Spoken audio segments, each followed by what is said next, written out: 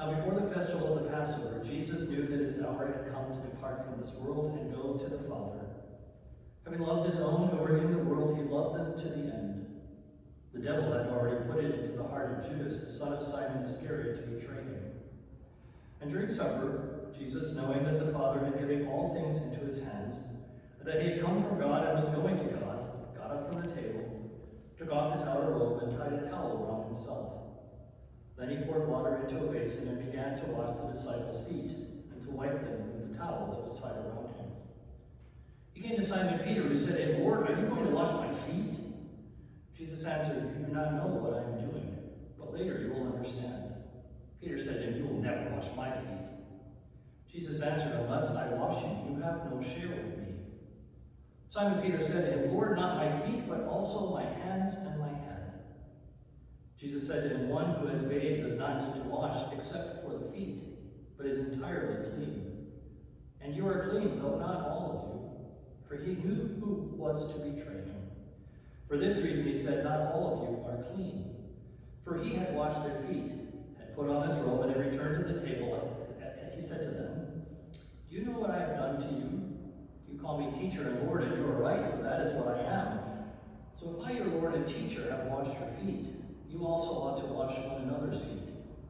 For I have set you an example, that you also should do as I have done to you. Very truly I tell you, servants are not greater than their master, nor are messengers greater than the one who sent them. If you know these things, you are blessed if you do them. Now the Son of Man has been glorified, and God has been glorified in him. If God has been glorified in him, God will also glorify him in himself, and will glorify him at once. Little children, I am with you only a little longer. You will look for me. And I said to the Jews, so now I say to you, where I am going, you cannot come. I give you a new commandment, that you love one another, just as I have loved you. You also should love one another. By this everyone will know that you are my disciples, if you have love for one another. The Gospel of the Lord.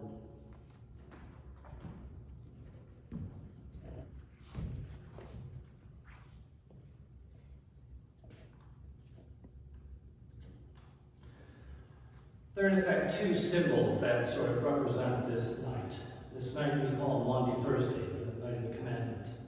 There is the Last Supper, and there is the washing of the feet.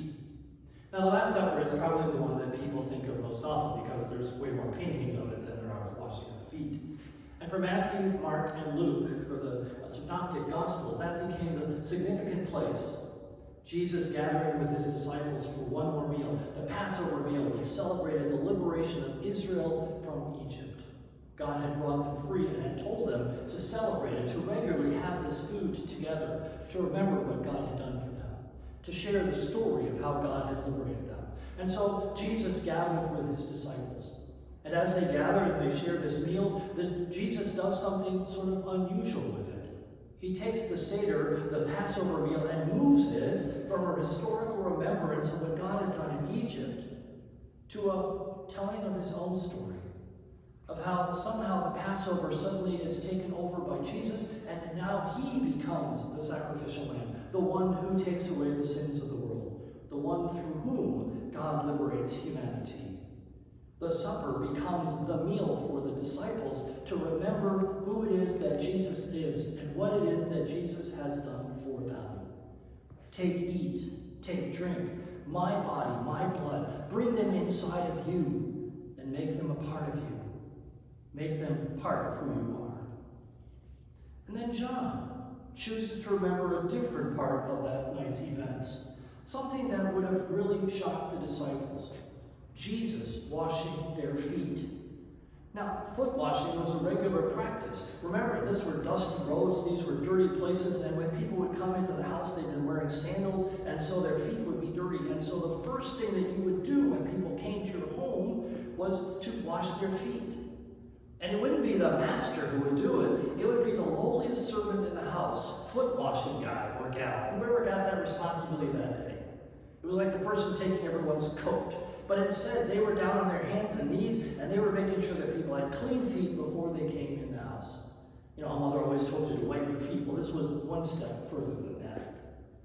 And on this particular night, as they were preparing in that room, perhaps to eat that same meal that John chose not to report, Jesus gets the basin. Jesus gets the towel. Jesus gets down on his hands and feet and washes the disciples' feet, and it freaks them out. Only Peter is reported to say anything crazy, but my guess is the rest of them are thinking to themselves, what has got into him now? What has he been drinking? What has he been smoking? Who knows what Jesus is up to at this point? He washes all their feet. And Peter objects, and then Jesus goes into this whole scenario about washing, and Peter says, oh, just take me a whole bath. And Jesus says, just chill. But what Jesus is demonstrating to them is that in this very moment, Jesus, who has been their servant, Jesus who has come among us as servant, not as Lord, passes on the ministry of servanthood to them. If I, your master, have washed your feet, you also ought to wash one another's feet. You are in the business now of serving others on behalf of Christ, even as Christ served you and serves us. That is the call to which Jesus puts the disciples. That's the emphasis that John places upon the very end of Jesus' ministry. And then to make sure we understood it, Jesus gives this new commandment that we love one another. And if love, then service to one another. Now, I think these two things connect fairly nicely. They connect nicely because in the first place, when we gather together at the Lord's table, we receive the very body and blood of Christ into ourselves. We become what we eat. Jesus enters into us. And then, having eaten at the Lord's table, we are sent to serve, to go in peace and serve the Lord by serving those in our community around us. Now, right now, the challenge is that we're not getting to eat at the table of the Lord. We're not getting to participate in God's Holy Supper. But we are still called to serve. Remembering that Jesus dwells inside of us, Jesus works through us, and in our actions towards one another in this really, really weird time, we are in effect washing one another's feet. Whether it's reaching out with a phone call or making sure that somebody gets a meal, whether it's touching base on Facebook or however you communicate, whether you're part of the great Zoom world that's sort of exploded out there, it is our way of serving one another so that people might experience the love that God has for us. So as Jesus leaves his disciples, he leaves us with these two gifts, a meal and an action. A meal to strengthen us, an action to extend what happens to us into the wider world, so all might know the love of Christ, which is known to us.